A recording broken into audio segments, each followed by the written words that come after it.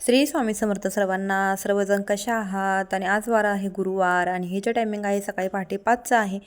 पहाटे 5 वाजल्यापासून माझ्या दिवसाची सुरुवात होते आणि सगळे कामावरून घेऊन हे जे टायमिंग आहे ते दुपारचं आहे.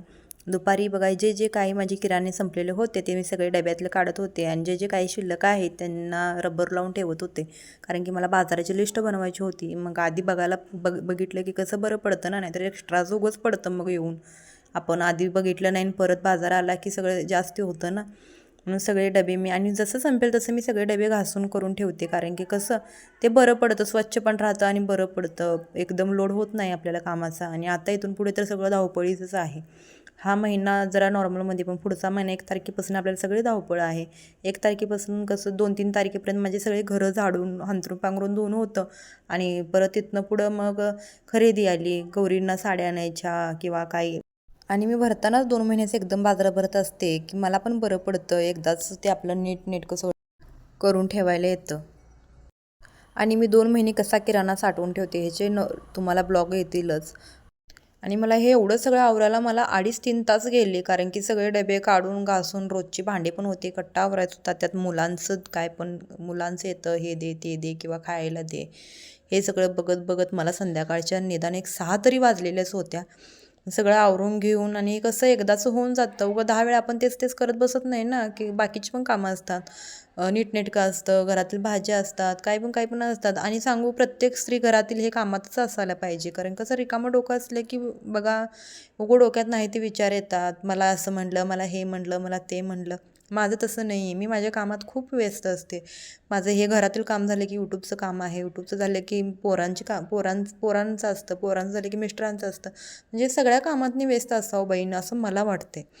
म्हणजे डोक्यात बाहेरचे विचार यायचं हेच राहत नाही. मला हे असं म्हणतात, मला तसं म्हणतात.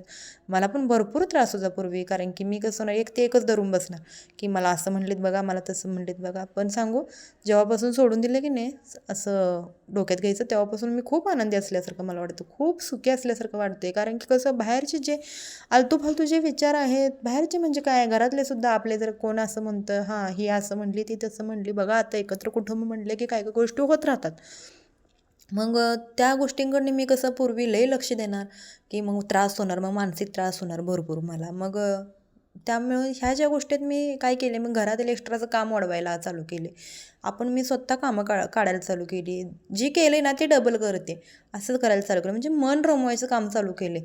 आणि त्यात आत्ता मी यूट्यूब जॉईन केले आहे, त्यात तर मला काहीच वेळ मिळत नाही आत्ता. मग घरातलं पण करत ते सगळंच मॅनेज होतं. मुलांकडे लक्ष देणे, परत घरातलं हे मुलांचं शाळेचं अभ्यासाला हे आलं, सगळं आलं. मग प्रत्येक स्त्रीला बघा कामं ही भरपूरच असतात. असं नाही म्हणत मी स्त्रीलाच असतं, पुरुषांना देखील कामं असतात. त्यांना पण जबाबदारी आली, मुलांची आली, बायकोची आली, बाहेरच्या कामाची आली.